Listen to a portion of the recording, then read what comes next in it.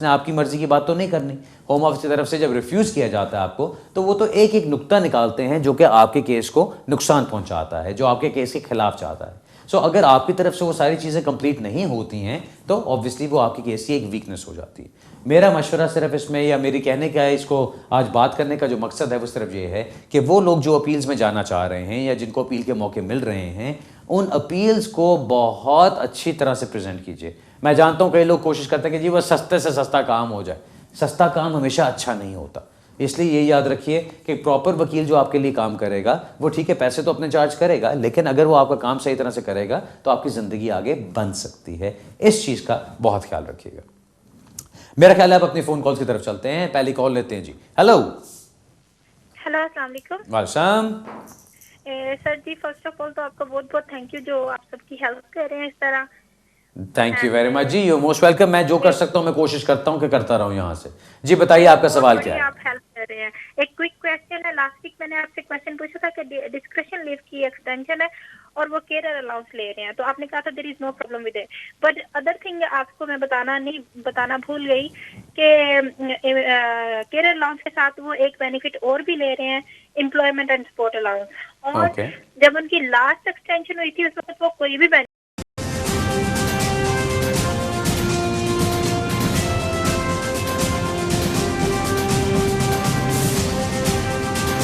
अस्सलाम वालेकुम and good evening. कानून और आप और अली बुखारी दोनों आपकी खिदमत में हाजिर।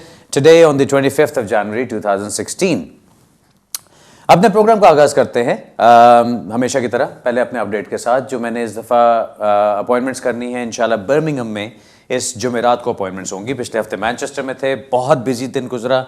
उन सब का बहुत बहुत शुक्रिया, उन सब लोगों का जो आए, जो मेरे एग्जिस्टिंग क्लाइंट्स भी हैं और जो नए क्लाइंट्स भी, क्योंकि जब से दफ्तर बंद किए वहाँ पे कोई अजीब सी एक वो खौफ सा अपने क्लाइंट्स फील करते हैं कि जी पता नहीं मुलाकात होगी कि नहीं होगी। बिल्कुल मुलाकात होगी जी, मैं हर दूसरे हफ्ते वहाँ पे वापस आया होता हूँ। सो आप जब मिलना चाहते हैं वहाँ मिल सकते हैं। अब बर्मिंघम की बात करते हैं। बर्मिंघम में इंशाल्लाह इस जुमेरात को मुलाकात होगी लोगों से। बर्मिंघम की भी अपॉइंटमेंट्स बहुत बिजी जाती हैं, सारा दिन बहुत बिजी गुजरता है। आप जैसे ही अपॉइंटमेंट बुक करना चाहते हैं प्लीज़ हमसे रब्ता कर लीजिएगा दफ्तर में और वहाँ पर फिर हमारे साथ अपॉइंटमेंट बुक कर लीजिएगा। हम लोग अब काफ़ी रेगुलरली ये चीज़ कर रहे हैं और अल्हम्दुलिल्लाह काफ़ी बिजी दिन गुजरता है, काफ़ी फ़ायदा होता है इसका।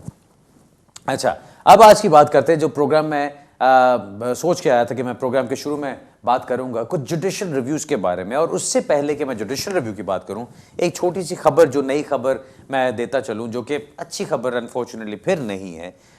इमिग्रेशन बिल 2015 पास हो चुका है।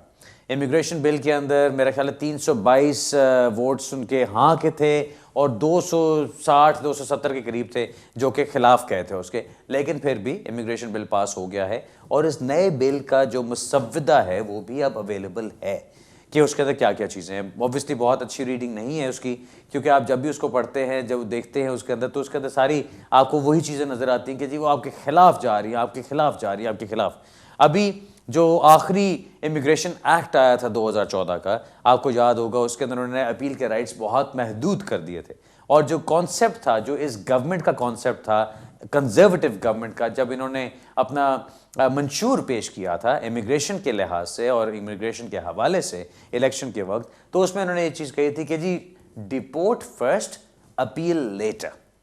ये वाला जो कॉन्सेप्ट था, अब उस कॉन्सेप्ट को हतमी शक्ल दी जा रही है इस मुसव्वदे, इस बिल के थ्रू। और उसमें यह कहा जा रहा है कि जो अपील राइट्स इस वक्त मौजूद हैं या जो रह गए हैं, मुझे कहना चाहिए, यानी ह्यूमन राइट्स के बारे में और असाइलम सीकर्स के बारे में। असाइलम सीकर्स को तो भाई वो नहीं छेड़ रहे इस चीज़ के अंदर, लेकिन जो इसकी ह्यूमन राइट्स की बात कर रहे हैं उसके अंदर अब ये कहा जा रहा है कि केसेस को आम तौर पे सर्टिफाई कर दिया जाए एज क्लियरली अनफाउंडेड, या उनको out of country right appeal दिया जाए। वो जो अभी होम ऑफिस के पास केसेस जाते हैं, जहाँ पे हम ह्यूमन राइट्स की कोई दरखास्त डालते हैं, हम कहते हैं कि जी ये बच्चों को रहते हुए इतने साल हो गए, या एक बंदा है उसको रहते हुए 18 साल हो गए यूके में, अब उसको यहाँ पे स्टेटस मिलना चाहिए, तो उसके लिए कहा जा रहा है कि उसको आप रिफ्यूज़ करें, उसको वापस अपने मुल्क भेजें कि वो वहाँ से जाके अपील कर सकता है, और फिर अगर उसकी अपील सुनी जाती है तो आप उसको लेके चल सकते हैं।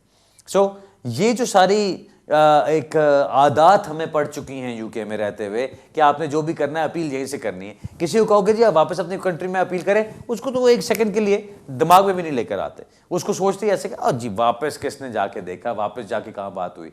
उसको किसी खाते में रखा ही नहीं जाता कि ऐसा भी हो सकता है कि आप वापस जाएं, कानून के मुताबिक जाके अपने मुल्क से अपील करें, हो सकता है आपकी अपील मंजूर हो जाए, और अगर आपकी अपील मंजूर हो जाती है तो आप स्टेटस लेके वापस आ सकते हैं।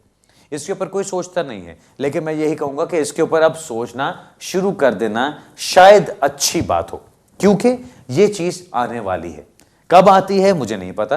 आपको पता है कि कभी अप्रैल में चेंजेस आ जाती हैं, उसके नज़दीक नज़दीक आ जाती हैं, कभी अक्टूबर में चेंजेस आती हैं। जहां पे भी चेंजेस आएंगी या जहां कहीं से भी ये चीज़ें आएंगी, उसके बाद से अपील्स के आपके और महदूद राइट्स हो जाएंगे ह्यूमन राइट्स केसेस के अंदर भी।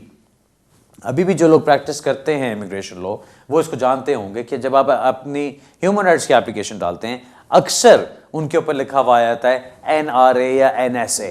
जो मैं समझता हूं NRA प्रोबेबली होता है नो राइट ऑफ अपील, या जो NSA होता है मेरा ख्याल है उसका मतलब है no statutory appeal. I don't know कि वाकई ये स्टैट्यूटरी के लिए है या कुछ और होता है, मेरी अपनी समझ बूझ ये कहती है, शायद किसी को बेहतर पता हो तो मुझे ज़रूर बताइएगा।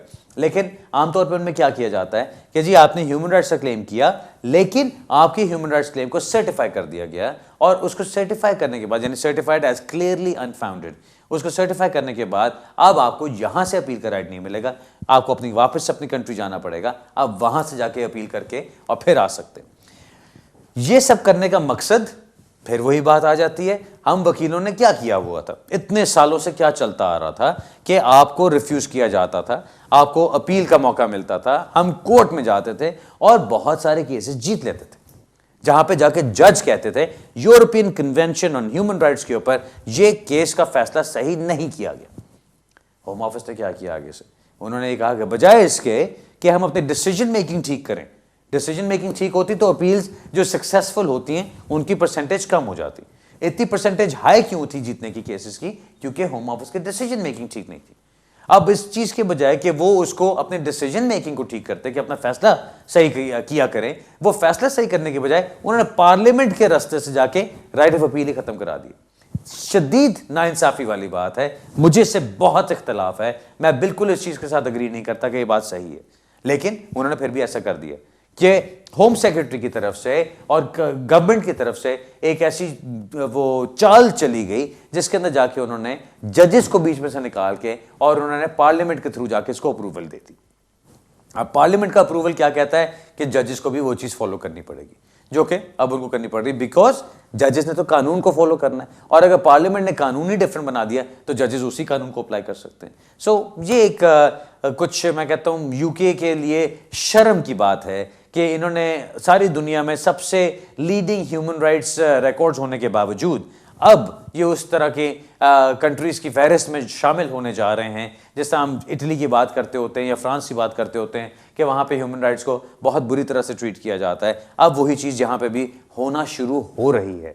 मेरी उम्मीद है कि ऐसा ना हो, लेकिन एक ह्यूमन राइट्स के वकील होने की हैसियत से मैं जब इस चीज़ को देखता हूँ कि कितना कुछ गलत चल रहा है तो बहुत अफसोस होता है कि ऐसा होना नहीं चाहिए, ऐसी चीज़ की इनको अभी ज़रूरत नहीं है। अभी जो लेबर पार्टी के लीडर हैं, अभी मैं खबर पढ़ रहा था अखबार के अंदर कि उसके अंदर लिखा हुआ है कि जी उन्होंने कहा है कि जो ह्यूमन राइट्स के वायलेशंस हो रही हैं ये रेफ्यूजीज़ के साथ, और जो लोग फॉर एग्जांपल फ्रांस में बैठे हैं, कैले में बैठे हैं, जो यूके में एंटर होने की कोशिश कर रहे हैं और जंगलों में रह रहे हैं, उनको यहाँ पे आने का मौका मिलना चाहिए ताकि वो आके अपना केस प्रेजेंट कर सकें और उनको कुछ मतलब इंसानी हमदर्दी की तरफ बात की जाए। मैं ये नहीं कहता हर एक को आने दें, मैं ये नहीं कहता कि हर एक को यहाँ रहने दें, मैं ये ज़रूर कहता हूँ एक कानून बना के उस कानून को ये ज़रूर देखें कि क्या वो इंसानी हकूक़ के मुताबिक पूरा उतर सकता है और चल सकता है, और अगर वो चल सकता है तो फिर उसको कानून की शक्ल दे के और उसके मुताबिक उसको जजेस को पूरी आज़ादी दें कि वो उस चीज़ को चला सके आगे।